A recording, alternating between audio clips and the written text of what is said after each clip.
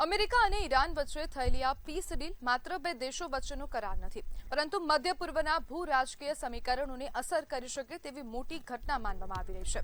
લાંબા સમયથી ચાલી રહેલા તણાવ, પ્રતિબંધો અને સૈન્ય અથડામણોની વચ્ચે બંને દેશો વાટાઘાટના માર્ગે આવ્યા છે, જે વૈશ્વિક અર્થતંત્ર માટે પણ મહત્વપૂર્ણ છે. કરાર મુજબ સૈન્ય કાર્યવાહી રોકવા, હોર્મુઝ સ્ટ્રેટમાં અવરજવર સામાન્ય બનાવવા અને પ્રતિબંધોમાં રાહત આપવાના મુદ્દાઓ સામેલ છે.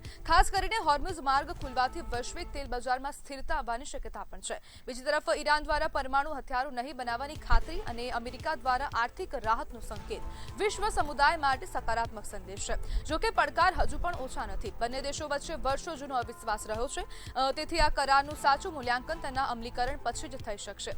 હાલ માટે આ ડીલ યુદ્ધથી સંવાદ તરફના મહત્વપૂર્ણ પરિવર્તન તરીકે જોવામાં આવી રહી છે, જેના પર સમગ્ર વિશ્વની નજર રહેશે. અને આવનારા સમયમાં શું થઈ રહ્યું છે, 60 દિવસ બાદ ખબર પડશે કે હવે ખરેખરમાં યુદ્ધ વિરામ થયું છે કે કેમ. હાલ તો શાંતિ ડીલ, આ પીસ ડીલ પર હસ્તાક્ષર કરવામાં આવ્યા છે. બંને દેશોના રાષ્ટ્રપતિ દ્વારા ક્યાંક ને ક્યાંક હસ્તાક્ષર કરવામાં આવ્યા. ઈરાનના રાષ્ટ્રપતિએ ડિજિટલ હસ્તાક્ષર કર્યા છે, તેમને ઇલેક્ટ્રોનિક પદ્ધતિથી હસ્તાક્ષર કર્યા, અને જે પ્રમાણે ટ્રમ્પ દ્વારા પણ હસ્તાક્ષર કરવામાં આવ્યા. અને આ સમગ્ર એક મિડલ ઇસ્ટમાં જે હાલ ક્યાંક ને ક્યાંક પીસ ફૂલ માહોલ સર્જાતો હોય તેવું સ્પષ્ટપણે લાગી રહ્યું છે.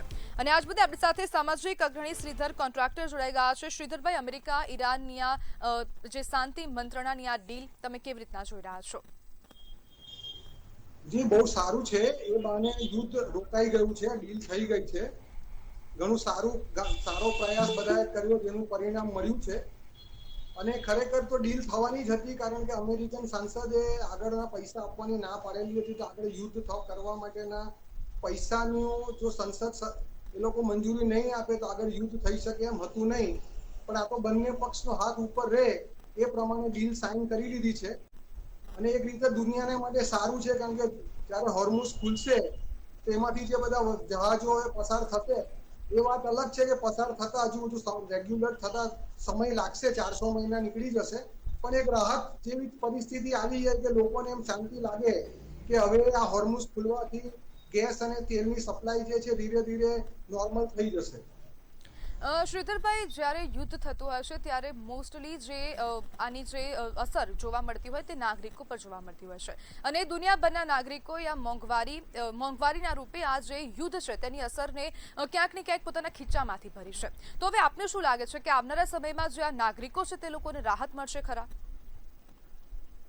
નહીં, નાગરિકો સુધી આ રાહત પહોંચતાથી ઘણો સમય લાગશે, કારણ કે જે પ્રકારનું યુદ્ધ ખેલાયું છે ને જેટલા રૂપિયાનું આંધણ થયું છે, હવે અમેરિકા ઈરાનને આજે પૈસા પાછા આપવાની વાત કરી છે, જે બધી પરિસ્થિતિઓનું નિર્માણ થયું છે.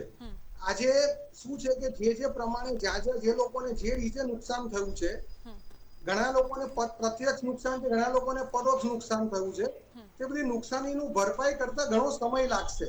એટલે જો આપણે વિચાર કરીએ કે જીવન સામાન્ય થાય, સામાન્ય કરવું પડશે, પણ એને માટે સમય લાગશે. દરેકે આમાં નુકસાનીમાં પોતાનો ભાગ ભજવવો જ પડશે, ને પોતાનો તરફથી નુકસાનીમાં ભરપાઈ આપવી જ પડવાની છે.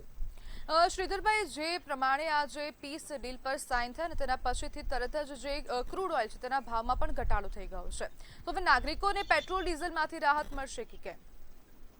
નહીં, ચોક્કસ ક્રૂડ ઓઇલનો ભાવ તો આમ જ ઘટવા માંડ્યો છે, અને સાઇન થયા પછી હજુ ક્રૂડ ઓઇલનો ભાવ ઘટશે. હવે એ આધાર રાખે છે સરકારી નીતિની ઉપર, કે સરકાર ક્યાં સુધી એ ક્રૂડ ઓઇલના ઘટેલા ભાવનો લાભ જનતાને પહોંચાડે છે. બાકી તો હવે જે પ્રમાણે ચાલે છે એ લોકો પોતાનું ઓઇલ કંપની પોતાનું નુકસાન કેટલા સમય સુધી ભરપાઈ કરી લે છે, અથવા ભરપાઈ થઈ ગયું તેનો લાભ ક્યારે આપવાનું શરૂ કરે છે, એ આધાર હવે સરકારી નીતિ ઉપર આધાર રાખે છે. બાકી સામાન્ય રીતે તો લાભ મળતો થઈ જવો જોઈએ જો સસ્તું ઓઇલ મળવા માંડે તો.